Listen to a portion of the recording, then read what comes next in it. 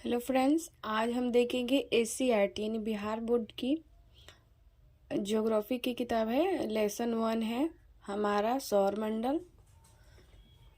इसमें दिया हुआ है कि सूर्य के परिवार में स्वयं सूर्य, ग्रह, उपग्रह, क्षुद्र ग्रह आदि होते हैं। इसके बाद हम आगे आएंगे तो यहाँ पे लिखा है सूर्य सौर परिवार का मुखिया है। यह परिवार का सबसे बड़ा एवं प्रमुख सदस्य है।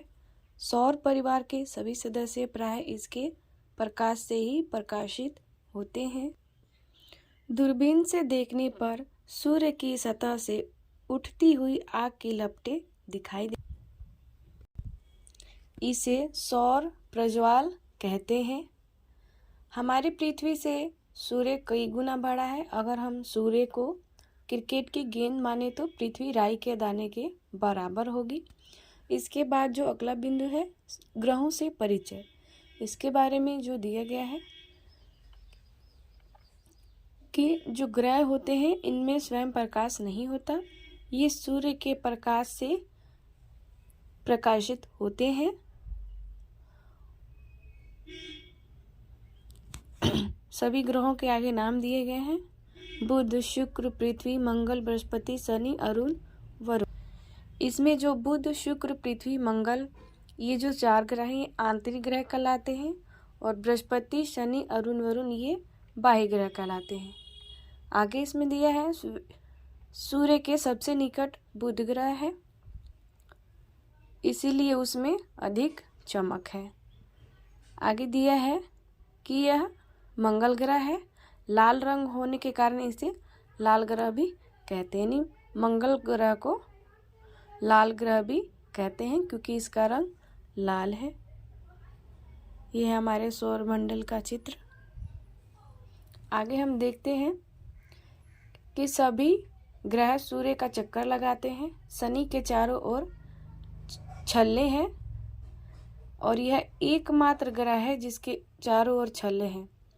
प्लूटो, जिसकी गणना पहले ग्रह के रूप में होती थी, उसे अब क्षुद्र ग्रह की संज्ञा दे दी गई है, यानी ग्रहों से इसको हटा दिया गया है। आगे जो बिंदु दिया गया है आसमान में टिमटिमाते तारे, यानी तारों के बारे में जानकारी दी गई है। जैसे तारों का अपना प्रकाश होता है और सूर्य भी एक तारा ही है, लेकिन यह पृथ्वी से काफ़ी नज़दीक प्रतीत होता है, परंतु वास्तव में यह पृथ्वी से बहुत दूर है। इसका प्रकाश यानी सूर्य का प्रकाश पृथ्वी तक आने में लगभग 8 मिनट लगते हैं। सूर्य के बाद सबसे नज़दीक के तारे का प्रकाश पृथ्वी तक पहुंचने में लगभग 4 वर्ष लगते हैं। आगे जो दिया गया है पृथ्वी के बारे में, यानी पृथ्वी हमारा घर जहां पर हम रहते हैं, यहाँ पे दिया है कि यही वह एकमात्र ग्रह है जहाँ जीवन मिलता है, क्योंकि यहाँ जल एवं जीवन के लिए आवश्यक गैसें मौजूद हैं। अंतरिक्ष से देखने पर पृथ्वी नीली नजर आती है। ऐसा इसलिए है क्योंकि वायुमंडल में प्रकाश की किरणें प्रवर्तित होती हैं तथा समुद्र की सतह से नीले रंग का परावर्तन सर्वाधिक होता है। चूँकि पृथ्वी का 71% भूभाग जल से घिरा है तथा मात्र 29% स्थल है, इसीलिए जलीय भाग के अधिक रहने के कारण प्रकाश का परावर्तन अधिक होता है, जिससे यह नीला दिखाई देता है। आगे दिया गया है उपग्रहों की सैर। इसमें बताया गया है कि ग्रहों के अलावा सौर परिवार में उपग्रह भी होते हैं। आगे दिया है कि चंद्रमा जो है पृथ्वी का एकमात्र उपग्रह है। चंद्रमा पृथ्वी के बहुत नज़दीक होने के कारण इतना बड़ा दिखाई देता है। चंद्रमा का प्रकाश पृथ्वी पर लगभग 1.25 सेकेंड में पहुंचता है। चंद्रमा पृथ्वी की एक परिक्रमा 27 दिन 8 घंटे में पूरी करता है। इतने ही समय में वह अपने अक्ष पर भी एक बार घूम जाता है।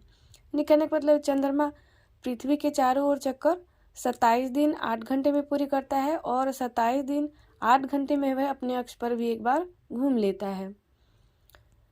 यही कारण है कि हमें सदैव चंद्रमा का एक ही चेहरा दिखाई देता है। चंद्रमा न तो जल है न ही वायु। यह दिन में अधिक गर्म और रात में बहुत अधिक ठंडा रहता है। इसकी धरातल ऊबड़ खाबड़ है और इस पर मिट्टी भी नहीं है। आगे दिया है कि अकेले बृहस्पति के 63 तथा शनि के 62 उपग्रह हैं। बुध और शुक्र का कोई भी उपग्रह नहीं है। जैसे यदि क्वेश्चन आए कि कौन से भी ग्रह हैं जिनके कोई भी उपग्रह नहीं है, तो हमारा आंसर होगा बुध और शुक्र। शनि ग्रह का टाइटन सबसे बड़ा उपग्रह है।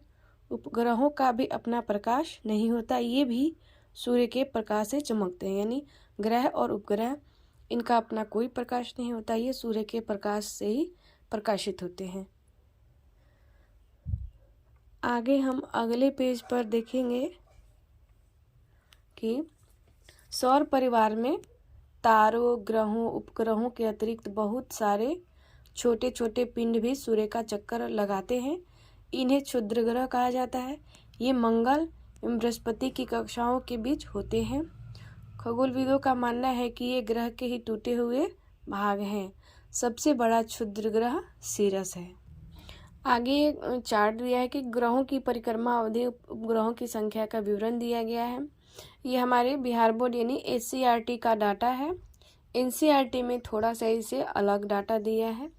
जैसे यहाँ पे बुध है, यह अपने अक्ष पर 58 दिन 6 घंटे में घूम लेता है। NCERT में दिया गया है पूरा 59 दिन। तो थोड़ा सा आप ये डाटा दोनों याद रख सकते हैं। इसमें दिया है बुध अपने अक्ष पर 58 दिन 6 घंटे में एक चक्कर लगाता है। वही सूर्य के चारों ओर 87 दिन 97 घंटे लगते हैं और इसके उपग्रहों की संख्या 0 है।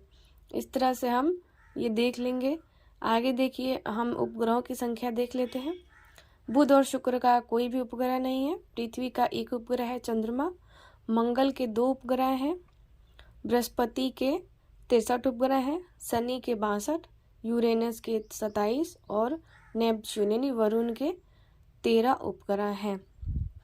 आगे हम देखते हैं इसमें कि कभी कभी आकाश में टूटकर गिरते हुए तारे दिखाई देते हैं। ये तारे नहीं होते बल्कि ये पत्थर के छोटे छोटे टुकड़े होते हैं जो सूर्य के चारों ओर चक्कर लगाने वाले पिंडों से टूटकर गिरते हैं।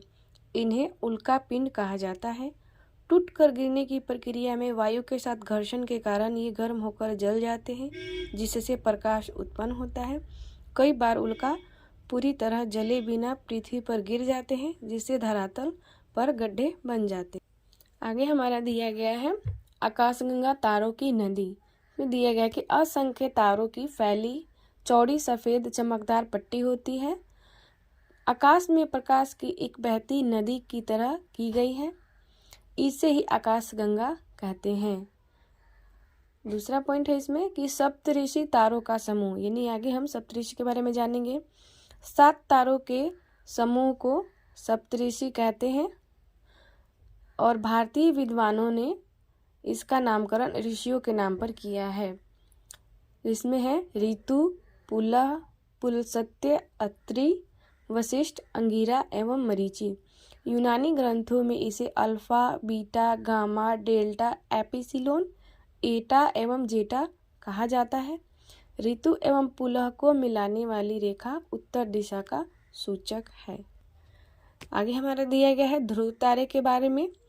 तो ध्रुव तारा यह एक स्थिर तारा है। यह उत्तरी गोलार्ध में पृथ्वी के उत्तरी अक्ष पर अवस्थित है। विषुवत रेखा पर किसी भी स्थान से देखने पर ध्रुव तारा क्षितिज पर दिखाई पड़ता है, परंतु ज्यों-ज्यों हम ध्रुवों की ओर बढ़ते हैं, क्षितिज से उसकी ऊंचाई बढ़ने लगती है।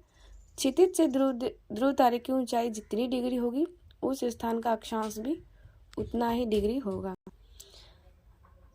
ध्रुव तारा हमेशा उत्तरी दिशा में दिखता है, इसलिए प्राचीन काल से ही नाविकों को समुद्र में उत्तर दिशा का ज्ञान करवाता रहा है। आगे दिया गया है तारों के कई विशेष समूह हैं। जब पृथ्वी सूर्य की परिक्रमा करती है तो सूर्य विभिन्न तारा समूहों के बीच नजर आता है। ऐसे समूहों की संख्या 12 है। इसे हम राशि भी कहते हैं। इन राशियों में जो तारे हैं वे किसी न किसी आकृति की तरह नजर आते हैं।